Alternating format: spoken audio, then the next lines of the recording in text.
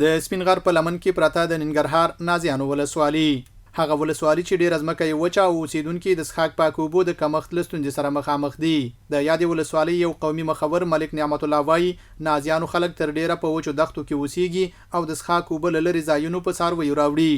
دا د لرې ځایونو په څارویو اوبه د لاسګاډو کې او دغو کې راځغلی نو د اوبو ستونزه زموږ نازیان په ولسوالۍ کې ډېره زیاته ده. یو اندازه کار شوی هم دی خو دا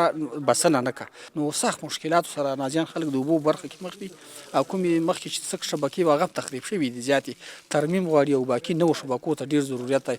یو بل قومي مخور حاجي سیال خان نازیانو کې د چک ډیمونو د جوړېدو غوښتنه کوي. وایي د اوبو په ذخیره کېدو سره د ځمکې لاندې اوبو سطحه راجګېږي او هغه کویان چې اوبه پکې وچې شوي وي تاندېږي. زمونږ چې د اوبه کنټرول کېږي دا به چک ډیمونه کنټرول کوي چې چک ډیمونه جوړ شي د لګاډې وتړل شي اوبه رامهار کړو چې د دې ولس د ګوره څاګانو کې به زیاتې شي دا د ولس دغه د کومې دښتې مشي دا به ټولې خړوب شي. مونږ چې رښتیا په دې نه درښکږو چې لیا توړه څوک راوړي او لیا دغه دې والا مونږ هم نه یو صرف د دې چې اوس وطن چې ابادګي لومبۍ ستونزې د اوبو د اوبو نه ابادګي. د نازیانو ولسوال مولوي ګلبصر هم دا مني چې نازیانو کې د څښاک پاکو اوبو د کمښت ستونزه شته خو په خبره یې کلیو پراختیا ریاست او ولایت مقام څخه د ولسوالۍ کې د شبکو د جوړولو غوښتنه کړې. د اوبو په برخه کې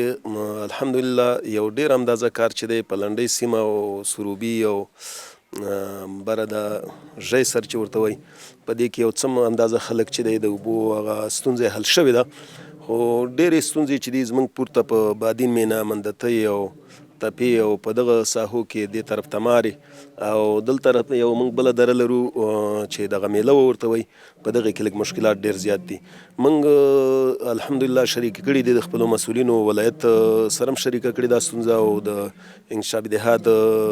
ریاست سره هم شریکه کړې او نور چې څومره مسؤلین راغلي دي دغه ستونزې مر سره شریکې کړي دي. په ټوله کې د اوبو له استعمال سره احتیاط پکار دی ځکه اسراف کول او د ځمکې څخه زیاتې اوبه راویستل دغه ستونزه لا پراخولی شي.